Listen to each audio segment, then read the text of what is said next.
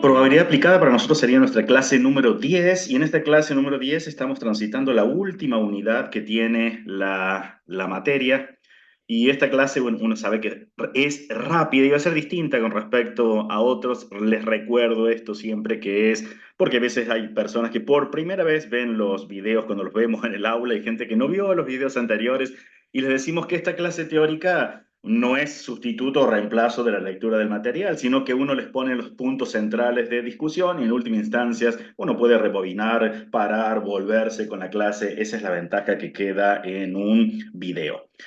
Hay una cuestión de un contrato didáctico y acá está, hay algunos cambios con respecto a pedidos de ustedes, porque para la última unidad les dejamos, no, les dejamos que lean los libros uno y 2 que los tienen dentro de la plataforma. Básicamente lo consideramos genuino porque fue el reclamo que hicieron en su momento diciendo que preferían leer de los libros y no del material que nosotros le preparábamos, que era mejor. Así que la última unidad no tiene ningún material que los preparábamos. Pensábamos que a lo mejor el material les servía para una mejor lectura para ustedes, porque estaba pensado, bueno, en la lógica que tenía la materia, y a veces pensamos que los libros tienen otra lógica distinta, son escritos por matemáticos puros, y entonces, bueno, en este último caso no, tienen la última unidad, no hay un material preparado para ellos, sino que están los dos libros como para que uno mire, entonces eso les permite avanzar con el práctico y asistir a las clases sincrónicas, tanto teóricas como prácticas que tienen ustedes con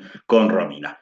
En esta cuestión hay que mirar siempre ese material, les voy a pedir que miren el material, porque si no, cuando uno va a encontrar los trabajos prácticos, uno va a decir, no entiendo nada de qué me están hablando, porque en el video no es suficiente, no vamos a avanzar con todo lo que está detrás. Nuestra revisión, entonces, recuerden que estos son los contenidos mínimos establecidos en el programa. Voy a tomar algunos, miren, va a aparecer números combinatorios que casualmente los vamos a retomar en esta unidad. Bueno, probabilidad, espacios muestrales y eventos, ya lo hemos visto eso. Eventos mutuamente excluyentes, la regla de la multiplicación, sucesos independientes, probabilidad condicionada, variables aleatorias y distribución y funciones de probabilidad, valor esperado y varianza, esperanza condicionada, introducción a la probabilidad bayesiana y a las distribuciones bidimensionales y multidimensionales fue la unidad anterior, ley de los grandes números, teorema central del límite. Lo que vemos en la unidad número 4, que le llamamos distribuciones, leyes y teoremas en probabilidad, básicamente retomamos algunas variables aleatorias discretas y vamos a tomar dos de ellas, la distribución de probabilidad binomial, método para encontrar las probabilidades binomiales, vamos a verlo hoy, justificación de la fórmula de probabilidad binomial, se los cuento, sin embargo, si bien está en el material, pero se los quiero contar, y la distribución de probabilidad de Poisson. La cuestión de ley de grandes números y su importancia, teorema central del límite y sus aplicaciones, los vimos en las unidades anteriores, pero acá los aplicamos como fundamentos. De todos modos, lo vamos a tomar en otro video donde repasamos todo esto. Esto está básicamente dentro del trabajo práctico número 4. Tienen habilitado un foro para discutir sobre este trabajo práctico y recuerden que el foco es analizar, fundamentar y argumentar. Bueno, repasemos algunas cuestiones de qué cosas vimos, que vamos a ver ahora. Veíamos variables aleatorias y teníamos variables aleatorias discretas, variables aleatorias continuas. Las habíamos visto, nos pasamos a las continuas y ahora volvemos a la discreta.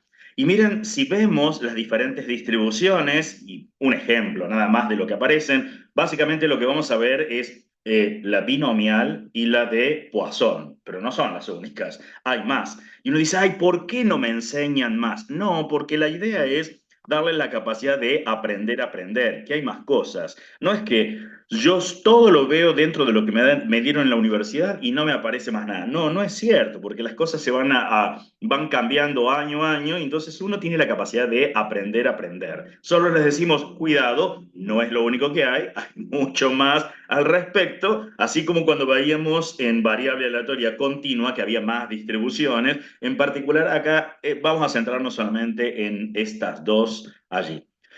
Así que precaución en ese sentido. Repasamos algunas cuestiones básicas. Recuerden que la variable aleatoria discreta es aquella que puede tomar un conjunto finito o numerable. Infinito numerable es que puedo decir, esta es la primera, la segunda, la tercera de valores.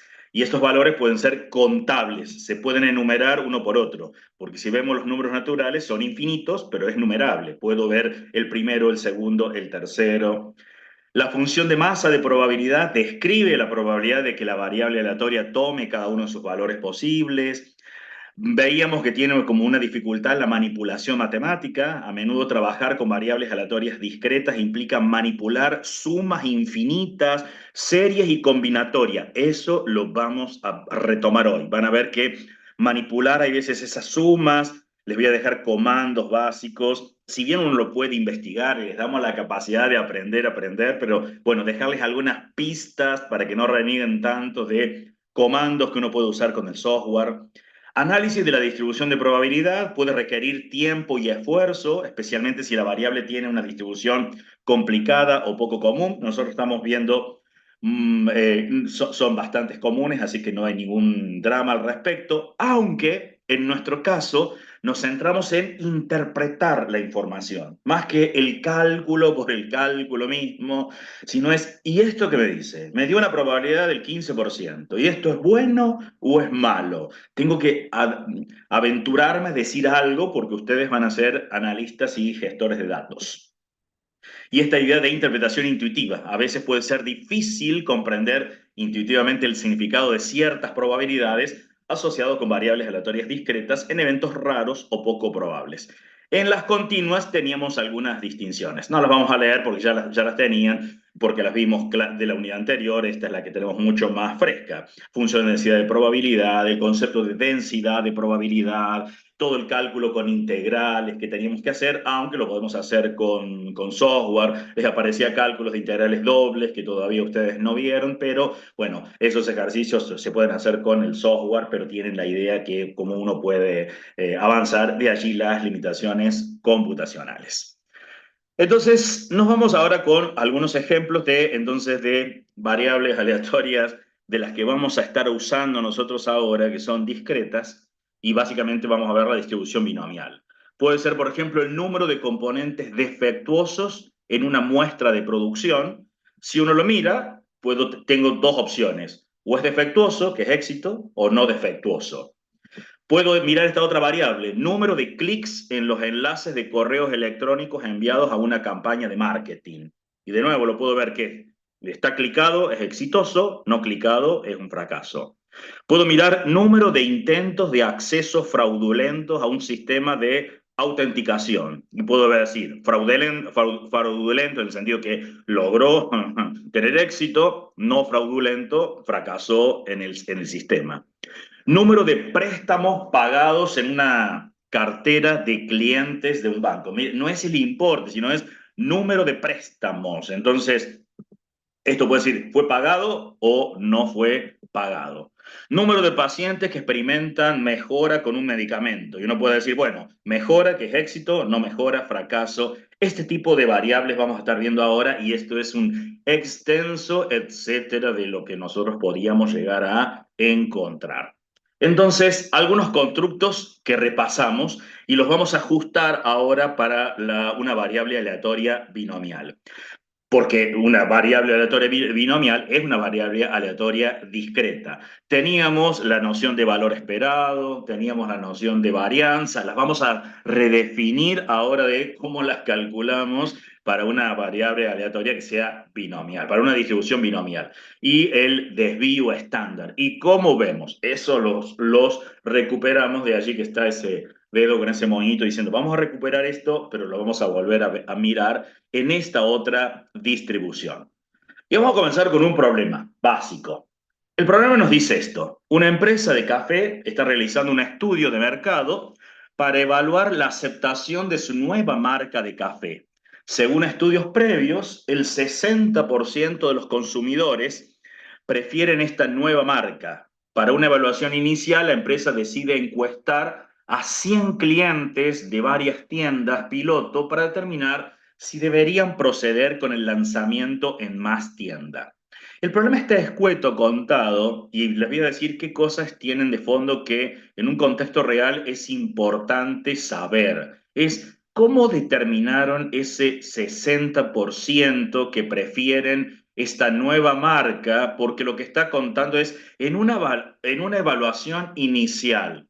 ¿De cuántas personas fue la evaluación? Eso quiero que lo tengan en mente porque casualmente vamos a hacer cuentas con un supuesto, pero uno dice, yo necesitaría saber de cómo sacaron ese 60% y cuál fue esa cantidad inicial, porque ahora voy a encuestar a 100 clientes, pero uso un dato que para poder aplicar una distribución binomial, me haría falta haber conocido cuál era esa población de donde salió ese 60%. Este es un comentario al problema que lo voy a retomar dentro de un rato. Nos dicen que se considera que si al menos el 60% de los clientes encuestados prefieren la nueva marca, el producto tiene un buen potencial de éxito y se justificará la expansión del lanzamiento. Y nos preguntan, ¿cuál es la probabilidad de que al menos 60 de los 100 clientes encuestados prefieran la nueva marca de café? No confundan porque uno dice, pero si ya me dijo que el 60% prefiere esto. No, es un estudio inicial que lo que determinó que el 60% de los consumidores de ese estudio inicial preferían. Lo que hago ahora es, decido encuestar a 100 clientes y lo que me pregunto es, ¿cuál es la probabilidad de que al menos 60 de esos clientes prefieran la nueva marca de café, que se estén comportando como otro estudio en el cual uno puede tener datos, como para no confundir qué está detrás del problema, porque no es una pregunta obvia? Si lo miramos, hay una variable aleatoria binomial. ¿Por qué? Porque describe el número de veces que ocurre un evento específico, en este caso llamado éxito, en una cantidad fija de intentos o pruebas independientes, donde cada intento tiene dos posibles resultados, éxito o fracaso. Hay algunas características claves, por ejemplo, número fijo de intentos.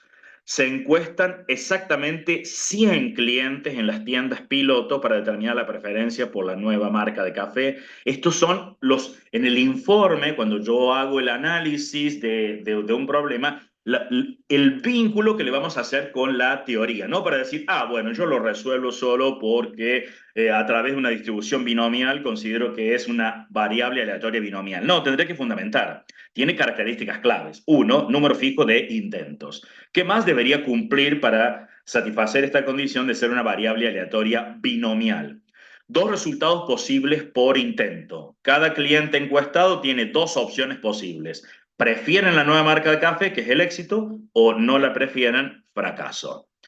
Tres, probabilidad constante de éxito, que en este caso nos daban que es el 60%. La probabilidad de que un cliente prefiera la nueva marca de un café es constante y se basa en estudios previos que indican que el 60% de los consumidores la prefieren. Y cuatro, ensayos independientes. El resultado de la encuesta realizada a un cliente no afecta el resultado de las encuestas realizadas a otros clientes. Cada encuesta se considera independiente de las demás. Al cumplir estas cuatro condiciones, uno dice, cumple con las características claves para que esto se conforme en una variable aleatoria binomial. En consecuencia, para no tomar el caso, porque necesito que lo comprendan, vamos a tomar un caso particular. Lo que nos estaban pidiendo era de 100, que el 60% ocurriera. No, lo que vamos a hacer es, vamos a tomar un caso más chiquito. Vamos a pensar, yo tengo 10 encuestados nada más. Quiero hacerlo para que se entienda de dónde sale la fórmula que usamos para la distribución binomial. Si no, es más complejo verlo en 100. Voy a tomar que sean 10 los encuestados. La probabilidad es del 60% de preferir la nueva marca de café. Y en lugar de pensar que es mayor o igual o sea, al menos 60, que eran más de 60 que teníamos, voy a pensar que sea 6. O sea, el número de encuestados que prefieren la nueva marca de café, o sea, éxito. Si los miro, podemos considerar cada encuesta individual como un evento independiente, donde cada persona tiene una probabilidad del 60% de preferir la nueva marca de café y por consiguiente 40% de no preferirla. Y además tenemos algo más. Para que exactamente 6 personas prefieran la nueva marca de café, necesitamos que 6 de las 10 personas encuestadas tengan éxito, o sea, prefieran la marca, y que las otras 4 personas no tengan éxito, o sea, no prefieran la marca. Podríamos hacer este cálculo. Decimos, bueno, acá tenemos las 10 personas. Entonces uno dice, bueno, 6, entonces quiere decir que estas, las primeras 6 le vamos a colocar que es el 60% y que 4 van a ser el 40%, que es el fracaso. Uno diría, bueno, pero entonces es fácil el cálculo de la probabilidad, porque la probabilidad de que justo me dé 6 sería el 60%, 0,6 elevado a la sexta. ¿Por qué elevado a la sexta? Porque necesito 6 que se cumplan. Y lo pongo a propósito acá, 1 menos 0,6, porque en realidad, si el éxito era el 60%, el fracaso es el 40%. ¿Y cómo sale el fracaso? No es nada más de el 100% descontar el porcentaje del éxito, el 60%. Entonces, este es el que está dando el 40%. Eso elevado a la cuarta. Eso es para calcular la probabilidad de que 6 lo prefieran. Uno diría, bueno, saco la cuenta, hoy es bajísima la probabilidad, me queda 0,11% o 0,12%, bajísimo. Sin embargo, acá uno dice error, como lo estamos calculando a esa probabilidad de esa manera en un ejemplo tan chiquito. ¿Por qué es un error? Uno diría, pero ¿dónde está la cuenta? Si está bien, mira, porque si yo quiero que 6 personas, la probabilidad de que 6 personas lo elijan, entonces es en 10 personas tiene que ser 6 que me dan el 60% y las otras me dan el 40%. El error es que hemos tomado un caso particular. Uno dice, ay, bueno, sí, ya sé que es un caso particular. En lugar de pensar sobre 100, hemos tomado un caso sobre 10. No, el caso particular de cómo elijo a las 10 personas. Este caso particular se considera un arreglo específico. Por ejemplo, hemos considerado que las primeras 6 prefieren la marca de café y las últimas 4 no la prefieren. Ese es el caso particular que hemos considerado detrás de esa cuenta. Uno dice, claro, no es cierto. Cuando yo elijo de 10, nadie me dice que de las 6 que voy a elegir son las 6 primeras las que van a preferir. Entonces, tengo que hacer cuentas. Y entonces, ¿cuántas formas tengo en este caso? Claro, en ese caso necesitamos considerar todas las combinaciones posibles de 6 éxitos en 10 encuestados. Y para eso volvemos a principios de la unidad, principios de conteo, que no son nada más que combinaciones, los números combinatorios. No era nada más una combinación, no era nada más que variaciones sobre permutaciones. Lo puedo ver de diferentes formas, o puedo hacer diagramas de árbol y sacar la cuenta, pero eso, cuando son números pequeñitos, puedo hacer diagramas de árboles. Después me tengo que quedar con las fórmulas. O sea, en nuestro caso son 100 el problema real. Acá estamos sacando la cuenta con 10 como para hacerlo mucho más sensato, porque si lo hacemos por este número, uno diría, bueno, mira, tengo 10, 9, 8, 7, 6, 5, porque tenía que elegir 6, y los divido por las permutaciones que pueden tener estas personas, porque son niveles de éxito, me da en realidad 210 combinaciones posibles de estar eligiendo. Claro, entonces ahora la cuenta me cambia. La cuenta en realidad para calcular la probabilidad de que sean 6 va a ser 210 por el 0,6 elevado a la sexta por el 0,4 si lo quiero ver o el 1 menos 0,6 elevado a la cuarta. Recuerden que eso ustedes están en material, lo que estamos haciendo es sintetizar las ideas, porque si no uno está diciendo, me pierde lo que está yendo tan rápido. Por eso era la aclaración que uno dice, lo que hacemos en esta hora, porque si no las 6 horas que tiene la materia, nosotros no las destinamos a explicar, sino es tomar aspectos centrales. Si sacamos la cuenta, claro, es un 25%. Bien, pero entonces ahora tenemos distribución binomial. La fórmula de la distribución binomial es esta. Tengo un número combinatorio de n en k por la probabilidad elevada a la k por 1 menos p elevado a la n menos k. Esa es la fórmula y lo que veíamos anteriormente era cómo se deducía básicamente en un caso particular. No me pierdo de vista cuál era nuestro ejemplo. Nuestro ejemplo era sobre 100 y que fuese más de 60 lo que estábamos pidiendo. Entonces, la pregunta era, ¿cuál es la probabilidad de que al menos 60 de los 100 clientes encuestados prefieran la nueva marca de café? Entonces, ya tenemos N100, 0,6 es la probabilidad de preferir la nueva marca de café y el valor de K es desde 60 en adelante, porque me están diciendo al menos 60. Me cambia la estructura de cálculo. En este cálculo voy a tener nada más que una sumatoria de números combinatorios en realidad desde el 60 al 100 va cambiando la variable y acá es 0,6 elevado a la x por 1 menos 0,6 elevado a la 100 menos x. Es la fórmula que uno usa para el cálculo de una probabilidad, en este caso de una variable aleatoria binomial. ¿Cómo lo podemos hacer en este caso? Bueno, si uso detalles, ustedes son libres de buscar y acá es la idea que aprendan a buscar nuevos software, caminen, no es quedarse con el que nosotros les damos. Si quiero calcular sumatorias, como acá tengo una sumatoria, porque en realidad todo esto que está acá adentro, está dentro de la sumatoria. Deberíamos decir, bueno, mira, uso en GeoGebra, por ejemplo, la expresión suma en cálculo simbólico. Me dice, ¿cuál es la expresión? Es todo esto que tengo que arreglar.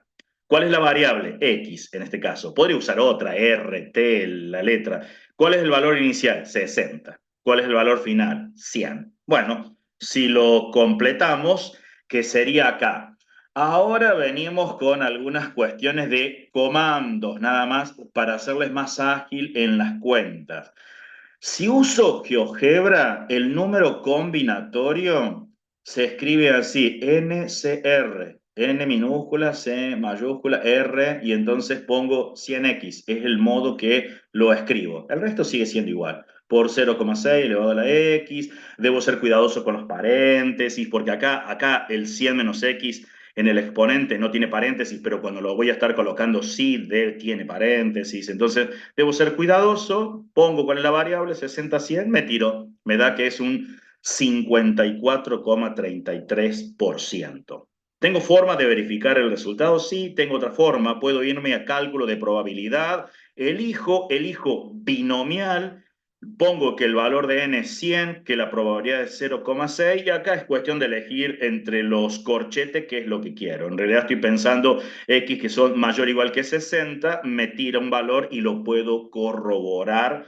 Esto es para corroborar, esto no me inhabilita porque una cosa es lo que voy a hacer en mi vida profesional, que puedo hacer los cálculos directos, y otra cosa es que estoy en probabilidad aplicada, que es la materia donde vemos los fundamentos, las fórmulas. Entonces, cuidado, cuando estoy haciendo un problema de probabilidad aplicada, debo poner fórmulas, los fundamentos, los cálculos, no decir lo tipié directamente en eso. No, es entender lo que está de fondo porque es una materia a la que nosotros estamos teniendo en este caso.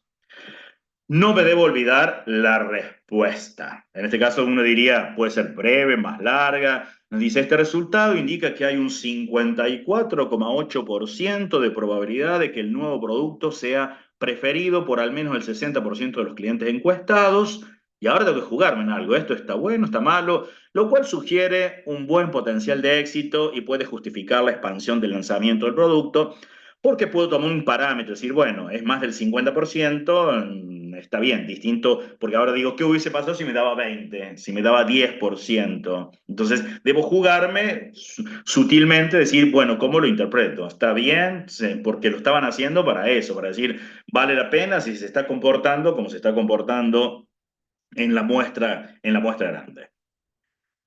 Algunos constructos, entonces. Esta es la expresión que tenemos para el cálculo de una probabilidad de una variable aleatoria binomial. En nuestro caso, para el ejemplo particular, cuando hacíamos con 10, teníamos esa cuenta. Y si queremos, ¿por qué lo hago con algo pequeñito? Porque uno diría, pero ¿qué pasaría si yo hago las cuentas para 0, 1, 2, 3, 4? ¿Qué debía cumplirse en una probabilidad? Si estoy sacando la probabilidad para 0, me da este valor. Para 1, para 2, debía darme la cuenta de que la suma de todas esas probabilidades, esto es una variable aleatoria discreta, me tiene que dar igual a 1. Esto no lo hice con el 100 porque si no es hacer montones de cuentas, pero esto lo hago uno lo hace con el software y dice, mira, efectivamente sí, puedo mirar qué pasó para 0, 1, 2, 3, 4 y puedo ver cada una de las probabilidades. Esto también me permite hacer cálculos de probabilidades en esta cuenta pequeñita. Si me pide, por ejemplo, que la probabilidad sea de 6 o más, bueno, de 6 o más significa que tengo que sumar la probabilidad de 6, la del 7, la del 8, la del 9 o la del 10. O, por ejemplo, podría preguntarme que sea 2 o más. Bueno, acá tengo diferentes opciones, dos o más. Bueno, sumo la del 2, la del 3, la del 4, la del 5, o si no, lo hago por complemento. Uno dice, es mucho más complejo sumar todas las otras que decir, y bueno, la de 2 o más es lo mismo que al 100% le descuente la del 0 y la del 1.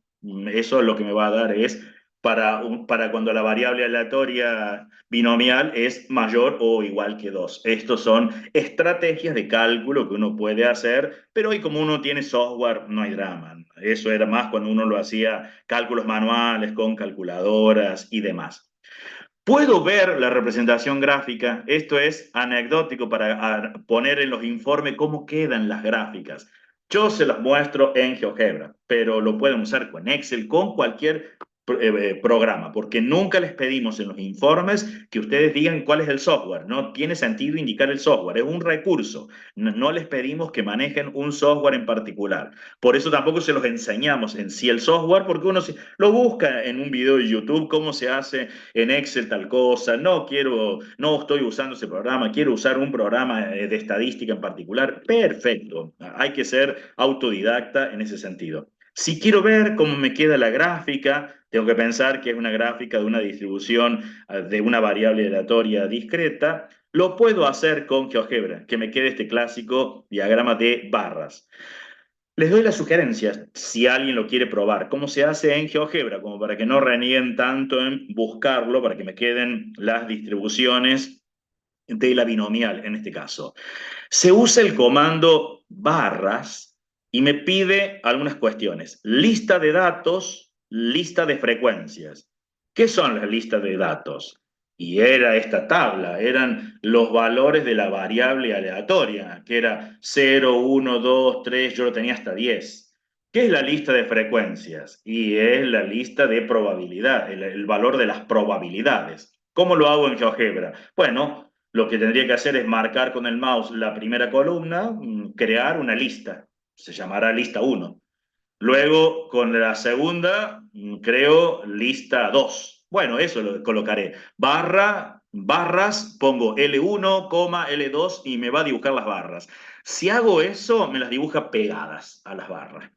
Un detalle que no aparece tan rápido en el software es, después de la coma le puedo poner qué tanto del ancho quiero. Si le pongo 1 es el 100%, pero quiero decir, estas están dibujadas el 75%, como para que queden separaditas. Si le hubiese puesto 50% me quedan mucho más flaquitas. Bueno, esto es gusto de uno. Esto no es que, con esto aprobé probabilidad aplicada. No, esto es para que te queden buenas gráficas y aprender a usar el software nada más de cómo quedó la distribución de probabilidad, en este caso una binomial.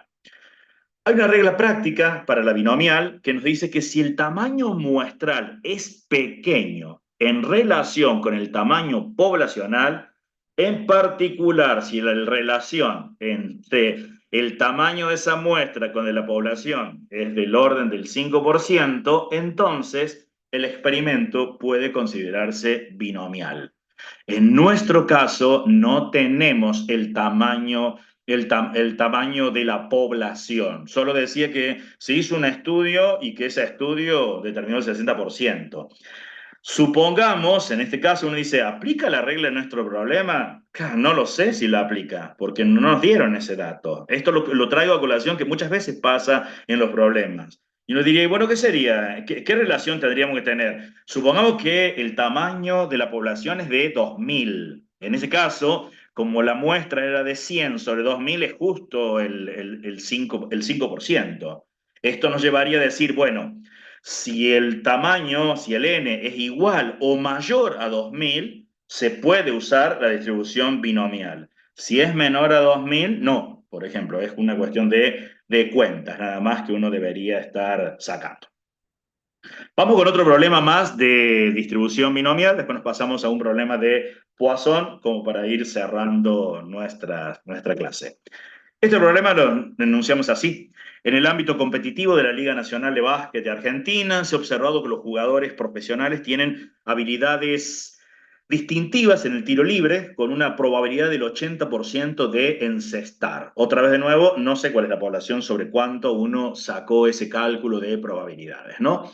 Se los digo a propósito de muchas veces uno lee problemas y uno dice, no tengo todos los datos dentro del problema, para saber si efectivamente podemos aplicar una distribución para una variable aleatoria binomial. En un deporte tan estratégico como el básquet, donde cada punto puede ser determinante, entender la probabilidad de éxito en diferentes situaciones puede ser crucial tanto para el jugador como para el equipo. Supongamos que durante un partido importante, un jugador destacado tiene la oportunidad de lanzar 4 tiros libres. Y nos planteamos 2 preguntas claves, pero podrían ser con otros valores, ¿no? Los prácticos nosotros se los dejamos que ustedes decidan valores, casualmente. Porque en los problemas reales no vienen con las preguntas dadas. Los problemas de la vida real somos nosotros que debemos poner esas preguntas. ¿Cuál es la probabilidad de que este jugador enceste exactamente 2 tiros libres durante el partido? ¿Y cuál es la probabilidad de que enceste al menos un tiro libre durante el partido, por ejemplo? Entonces, viene una explicación, unos fundamentos por qué estas preguntas son fundamentales para comprender la capacidad de este jugador para contribuir al puntaje del equipo en momentos cruciales del juego. Analizar la probabilidad de encestar exactamente 2 tiros libres nos permite evaluar su precisión y la consistencia en el lanzamiento. Eso uno lo puede buscar dentro del básquet, está allí mencionado. Elementos esenciales para el éxito en el básquet profesional. Por otro lado, la pregunta sobre encestar al menos un tiro libre nos proporciona una visión más amplia de su capacidad. Uno dice, bueno, al menos uno, ¿cuál es la probabilidad que tiene como para estar mirándolo? Empezamos entonces nuestro informe. ¿Qué es lo primero que tenemos que hacer? Es que efectivamente cumpla con todos estos criterios para hacer una variable aleatoria binomial. Número fijo de intentos. Son n pruebas. Sí, el problema se establece que el jugador tiene la oportunidad de lanzar exactamente 4 tiros libres durante el partido. Por lo tanto, el número de intentos es fijo y conocido de antemano. ¿Qué más me pide? 2 resultados posibles por intento. Éxito o fracaso. Sí, lo cumple.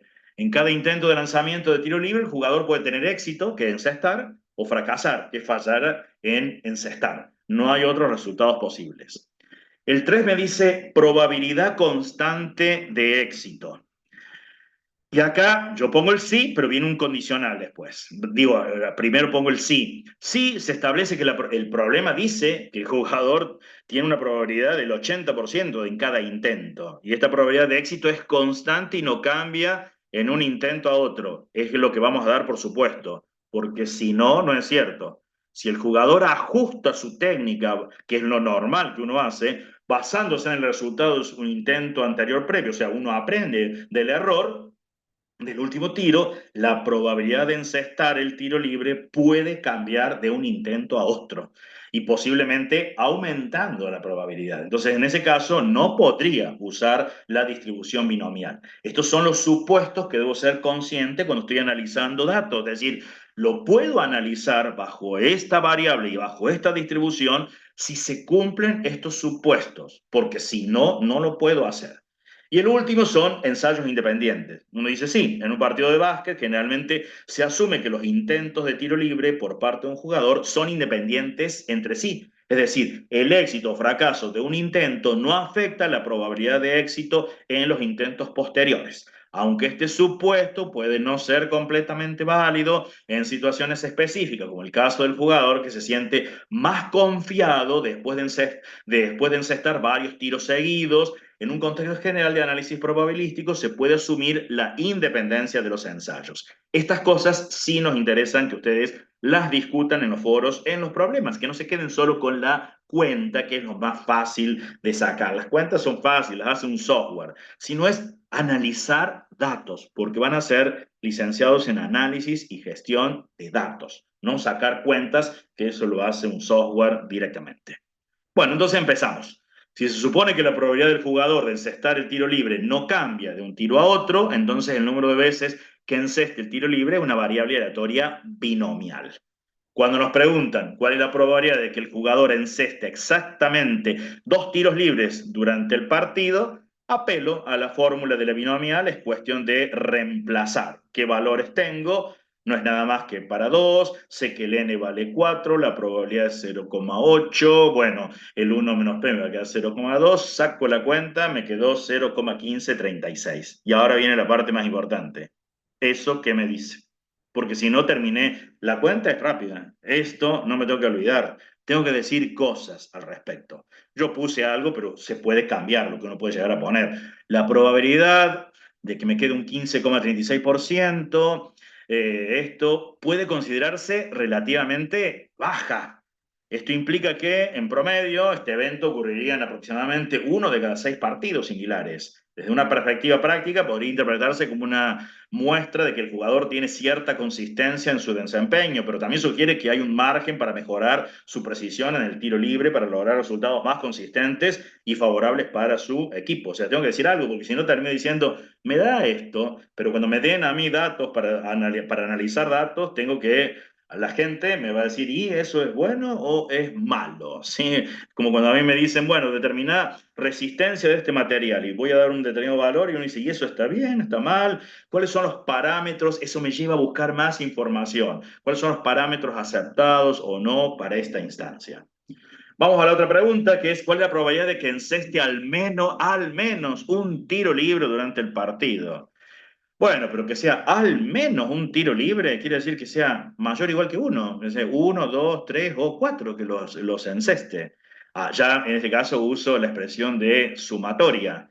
¿Puedo sacar la cuenta? Y sí, más de uno, un 99,84% en este caso.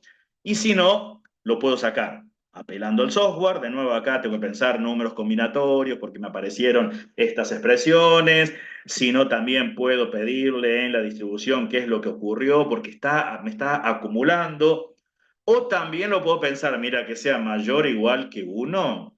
Y entonces, ¿cómo lo podría? Lo podría pensar también por el opuesto en este caso. Es decir, en lugar de esa cuenta, pensar uno menos la probabilidad de que no hayan encestado nada. Y saco la cuenta, eso me da ese valor. Es la cuenta mucho más rápida si uno quiere hacerlo, son 2 formas distintas. Y no me debo olvidar la respuesta.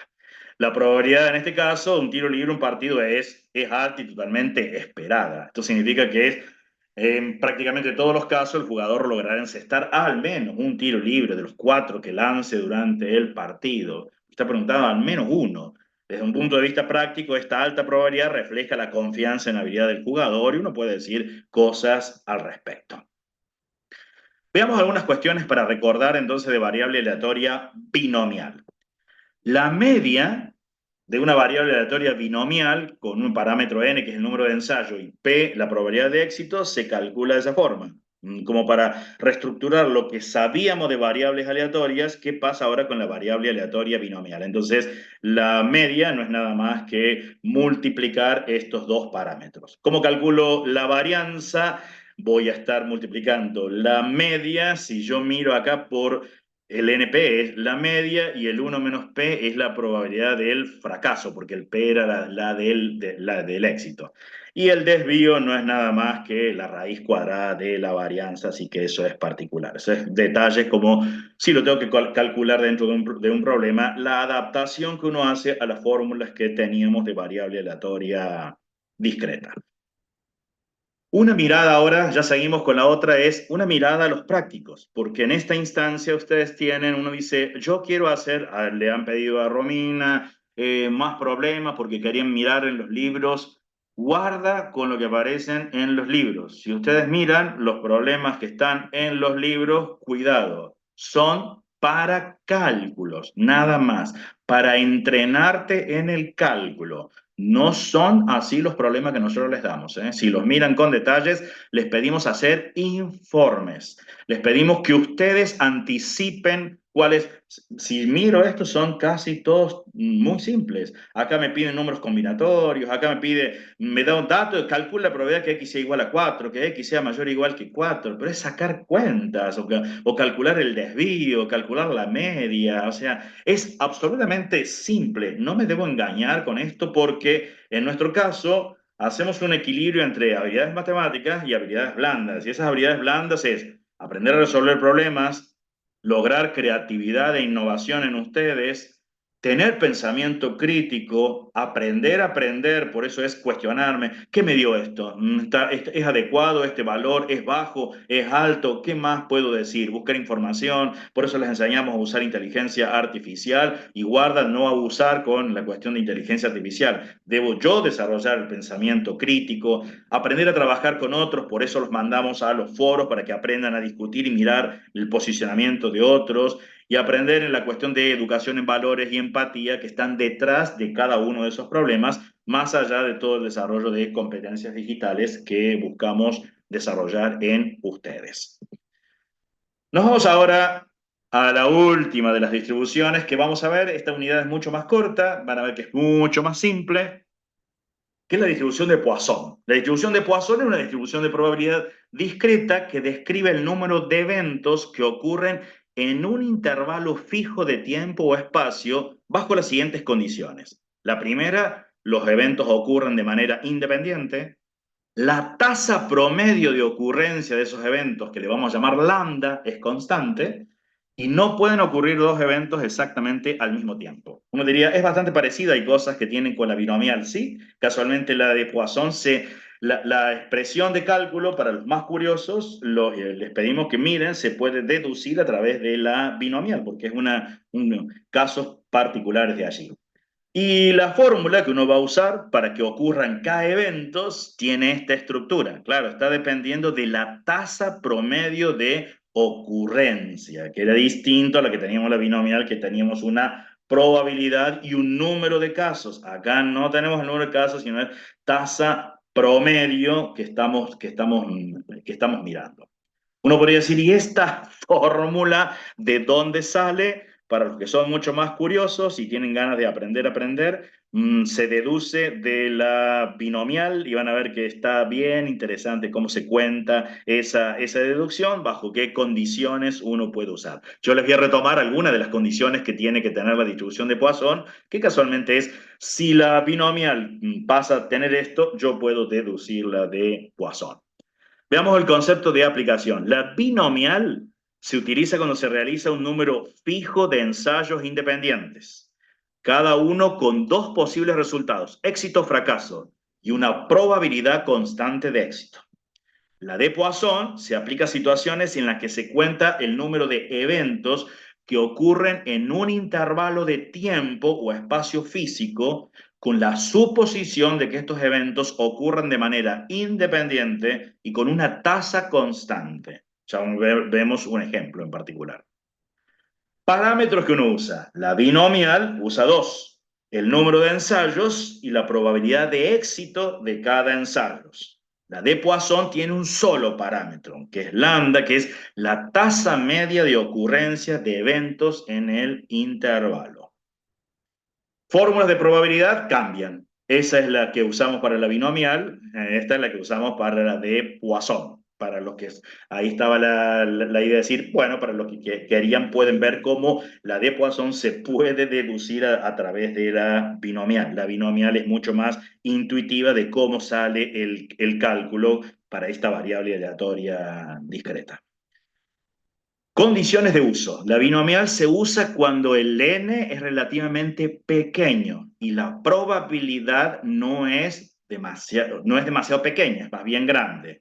Mientras que la de Poisson se utiliza principalmente para modelar eventos raros en un gran número de ensayos, en grandes intervalos de tiempo o espacio, y es una buena aproximación a la binomial cuando el n, que es el tamaño que estamos tomando, es grande y el valor de P es pequeño. Casualmente el lambda no es nada más que N por P, y ahí es como uno puede pasar de una fórmula a la otra y haciendo algunos ajustes y con los números combinatorios, haciendo unos cálculos, sale la deducción. Pero eso es no se lo estamos pidiendo, solo es una anécdota que le estamos contando.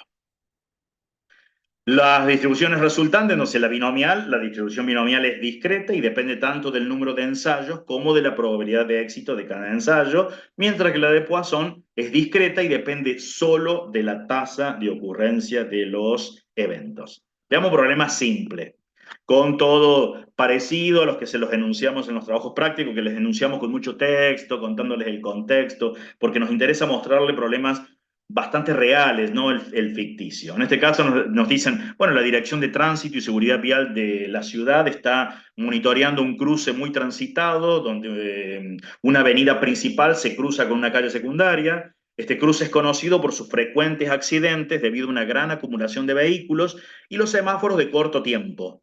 Los datos históricos indican que en promedio, ahí viene la tasa, ocurren 2 accidentes de tránsito por semana en este cruce. La Dirección de Tránsito y Seguridad Vial necesita tomar decisiones sobre la implementación de nuevas medidas de seguridad en este cruce.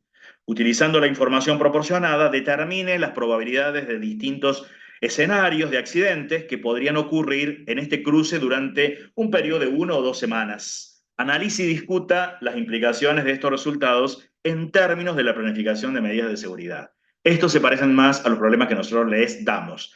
No les decimos, calcule la probabilidad. ¿Cuál probabilidad? No. ¿Que se produzca cuánto? ¿Ningún accidente? ¿2, 3, 5, 10? ¿Cuánto sería valioso sacar la cuenta? Esas son las discusiones interesantes si este problema estuviese en el foro, por ejemplo. Si nos vamos a la resolución, uno diríamos, bueno, los eventos ocurren de manera independiente, ¿cierto? La tasa promedio de ocurrencia de eventos es constante y es igual a 2 por semana. No pueden ocurrir 2 eventos exactamente al mismo tiempo, digo, o sea, se considera el hecho, el accidente, ¿no? Que no pueden existir más de 2 autos, es el accidente, que puede involucrar más de un vehículo, 2, 3, montones de cosas, pero se produjo un accidente o 2 accidentes, a eso refiere. Y podríamos calcular, por ejemplo, probabilidad de que no ocurra ningún accidente en una semana. Es simple, es solo colocar la fórmula de Poisson, en este caso, reemplazamos, no tengo nada más que la tasa promedio, ver el valor, reemplazo, me da un 13,53 y uno dice, ¿y eso cómo lo leo? Entonces acá vienen las interpretaciones. La probabilidad de que no ocurra ningún accidente en una semana sugiere que, aunque existe una probabilidad significativa de que no ocurran accidentes en este cruce o en este periodo, aún hay un riesgo considerable de que ocurran eventos adversos y uno puede contar cosas al respecto. ¿Qué más podríamos sacar la cuenta? Esto lo hago a propósito cuando cambiamos la unidad de tiempo. La tasa que teníamos era de 2 accidentes por semana. Y ahora me pueden preguntar, por ejemplo, preguntarme, bueno, que ocurran 3 accidentes en 2 semanas. Ay, ¿cómo lo hago en 2 semanas? Bueno, para calcular la probabilidad de que ocurran exactamente 3 accidentes en 2 semanas, podemos utilizar la distribución de Poisson, pero ahora con una tasa media de 4. ¿Por qué 4? Porque eran 2 accidentes por semana. Bueno, en 2 semanas serán 4 los accidentes. La tasa va a ser 4. Es lo único que tengo que adaptar es la tasa, nada más. No tiene mucho más ciencia el cálculo. Y ahora es decir, bueno, tengo la tasa que es 4, el valor de K es 3, listo, saco la cuenta, me da el orden del 19,54 y acá tendré que escribir algo. Acá tendría que decir, bueno, eso es alto, es bajo. Uno puede decir, bueno, uno debe ser cuidadoso en el lenguaje, hay una posibilidad significativa de que ocurran eventos adversos en el cruce, pero no es tan alta como para considerarlos eventos comunes, claro, porque es solamente un 20%. A otro podría decir, no, yo disiento que un 20% en 2 semanas se produzcan 3 accidentes, es alto. Bien, bienvenido a la disidencia, porque acá no hay respuestas únicas y esto les va a pasar a ustedes cuando analicen datos. Esto es como cualquier evento con que nosotros miramos, vemos una tasa de inflación, algo, uno dice es alta, es baja, y eso va a depender de los fundamentos que nosotros vayamos a dar. Bueno, hasta acá llegábamos con esta clase que les permite a ustedes avanzar con todo el práctico de esta unidad. Básicamente pueden hacer todos los ejercicios del práctico. Con todo lo que hemos visto, solo nos quedan detallitos de mirar con respecto al teorema del límite, nada más. Así que de mi parte ahí, gracias por la atención.